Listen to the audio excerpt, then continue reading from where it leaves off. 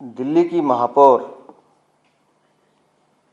ने जो अनैतिक घोषणा की थी कि 27 तारीख को हम दोबारा मतदान करवाएंगे, असंवैधानिक घोषणा, अनैतिक घोषणा को माननीय दिल्ली उच्च न्यायालय ने उनके इस आदेश पर रोक लगा दी है। इसका हम तहे दिल से स्वागत करते हैं। स्थायी समिति का चुनाव शांति से संपन्न हुआ। उसका जब रिजल्ट बनाया गया वो भी सामने आया, लेकिन रिजल्ट को प्रभावित करने की कोशिश महापौर द्वारा की गई और उसके बाद जो हुआ वो आप सबने देखा। इसलिए हमने सुबह ही कहा था कि ये जो प्रक्रिया उन्होंने अपनाई है, जो घोषणा उन्होंने की है, अनैतिक है, गलत है, गैर कानूनी है और हमारी इस बात को दिल्ली उच्च न्यायालय ने माना भी। और एक टिप्पणी, क्योंकि हमारी ये दोनों साथी पार्षद कोर्ट में ही थे, उनके वकीलों से बार बार पूछा गया, आप ये बताएं कि महापौर चुनाव करवा सकती हैं, इसका कोई प्रोविज़न है? उसका जवाब उनके पास नहीं था। इसलिए दिल्ली उच्च न्यायालय ने इस पर रोक लगाई है और उनसे कहा है कि आपके पास जो भी कागज़ हैं लेकर आइए। लेकिन मैं आपको विश्वास दिलाता हूं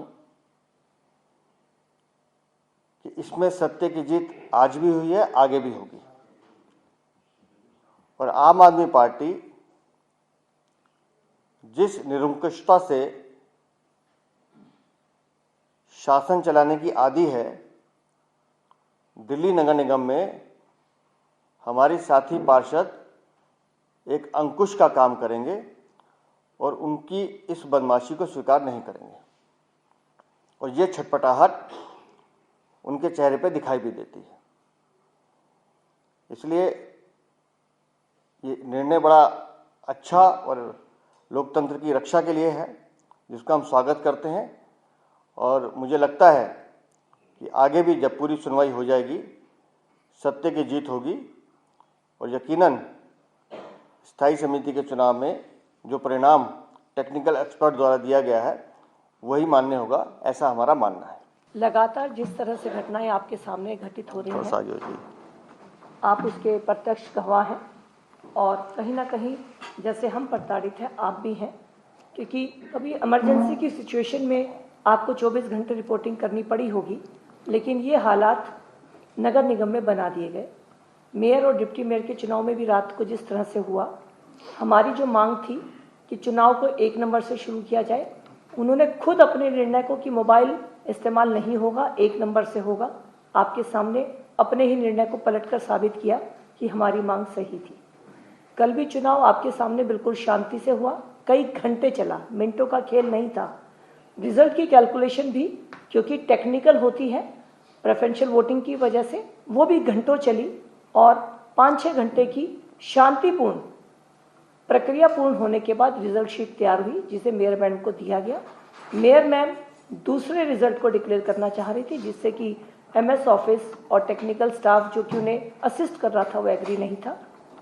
उन्हें जो भी था वो उस रिजल्ट में डिक्लेयर करना चाहिए था, लेकिन उन्होंने री इलेक्शन को डिक्लेयर किया।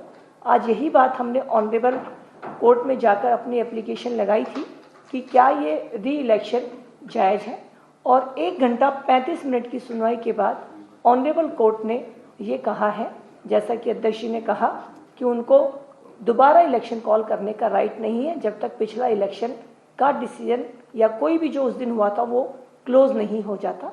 और आगे के लिए जो डेट मिली है वो अभी जो भी नेक्स्ट डेट होंगी, तो जैसा अध्यक्ष जी ने कहा, हमारे निर्णय को जो आज हाई कोर्ट ने जिस तरह से एक अपनी मान्यता दी है कि सोमवार को चुनाव नहीं होगा, हम इसे न्याय की तरफ अपना एक कदम बताते हैं और उम्मीद करते हैं कि हमारी बातें पिछले इंसिडेंट में भी ठीक और जायज़ साबित हुई हैं और आगे भी जिस तरह से रिजल्ट आया है, यही रिजल्ट दिल्ली की जनता को देखने को मिलेगा। पिछले दिनों जो आपने नगर निगम के सदन में देखा, वो शायद कभी नहीं देखा होगा। एक ऐसी अराजकता का माहौल जिसमें आम आदमी पार्टी की मेयर एक तानाशाह की तरह काम कर रही थी। 22 तारीख को उन्होंने जो रात भर हमें बैठा करके हैरेसमेंट करी और एक ऐसे एटीट्यूड के साथ कि जो मैं कह रही हूँ वो सब सत्य है, जो मैं कर रही हूँ वो सब सही है, मैं किसी की बात नहीं सुनूंगी, ऐसे ही अपने टेम्परामेंट को लेकर के वो लगातार कल भी हमारी उस बात को जो हम कह रहे थे कि आप ऐसा नहीं कर सकते हैं, ये किसी प्रोसीजर में नहीं लिखा है, ये इलीगल है या अवैध है जो आपने इलेक्शन को इस तरह से उसका रिजल्ट डिक्लेयर करने से रोका है। लेकिन एक बात मैं आप सबके माध्यम से कहना चाहती हूं कि ये दिल्ली विधानसभा नहीं है जहां आप जैसा चाहें जिस तरह से चाहें उसको चलाएंगे। यहां अगर आप कोई भी ऐसी बात जो अनैतिक है, अनकॉन्स्टिट्यूशनल है, जनता के हित में नहीं है, आप वो फैसले करना चाहोगे तो हम नहीं होने देंगे। चाहे हमें कितनी भी उसके लिए हैरेसमेंट मिले, सफरिंग्स मिले, हम भारतीय जनता पार्टी के पार्षद वचनबद्ध हैं इस बात के लिए कि हम कुछ भी गलत नहीं होने देंगे। कल हमने उनको लगातार 2.5-3 घंटे ये प्रार्थना की बेल में खड़े होकर के कि आप ऐसा मत करिए, आप नहीं कर सकते। वो नहीं मानी। अंततः उन्होंने एक ऐसा फैसला दिया जो शायद चुनाव के इतिहास में कहीं नहीं आया होगा कि एक इलेक्शन जो संपूर्ण हो गया हो उसको एक इनवैलिड वोट कह करके पूरा रद्द कर दो और नया इलेक्शन घोषित कर दो। इसी वजह से कोर्ट में हम अपनी पिटीशन लेकर के गए और कोर्ट में भी उनके पक्ष के वकील भी थे। इतनी इलॉजिकल रीजनिंग उन्होंने दी कि क्यों उन्होंने चुनाव दोबारा कराने का आदेश दिया कि कोर्ट ने भी ये टिप्पणी की कि आप जो मैं बातें पूछ रहा हूं उसका जवाब नहीं दे पा रहे हैं कि मेयर को क्या अधिकार है।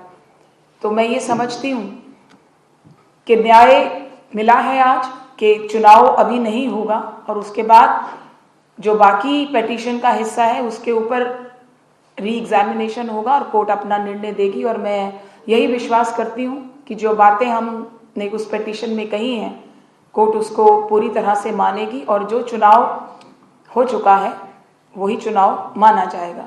सर सबसे पहले तो ये कि अब आपका डिमांड है, क्योंकि हाई कोर्ट ने आपकी जो मांग थी, अब जो स्टे लगाना था, इलेक्शन नहीं होगा, तो अब आपकी ये मांग है कि डायरेक्टली जो रिजल्ट आया था, जो टेक्निकल कमेटी ने मेयर को पहले रिजल्ट दिया था जो आप लोग दिखा रहे थे, उसको डिक्लेयर कर दे, या फिर अब आपकी वो और क्या डिमांड है इसके अलावा। और दूसरा क्वेश्चन ये, आप किसी जिनके ऊपर आप इल्जाम लगा रहे हैं लगातार, वो प्रेस में अभी आई थी, उनका कहना था कि आप चाह रहे थे कि दिल्ली हाई कोर्ट आपके इनवैलिड वाले वोट को, जो इनवैलिड है, इलीगल डिसीजन है, उसको विंडिकेट करे, इंडोर्स करे, ये उनका वर्ड है।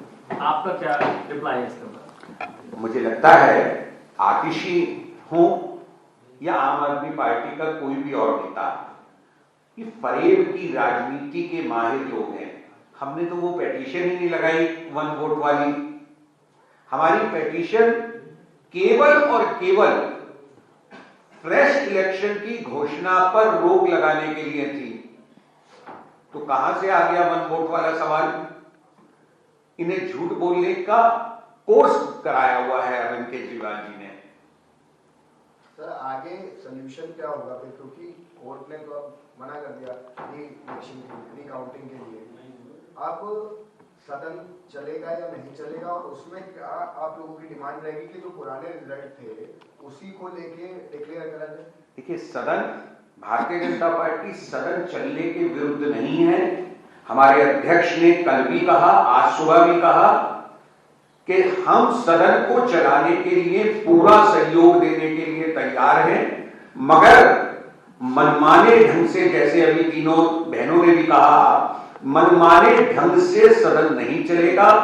संवैधानिक प्रक्रियाओं के अनुसार चलेगा, निगम की जो प्रोटोकॉल है, प्रथाएं हैं, उनके अनुसार चलेगा।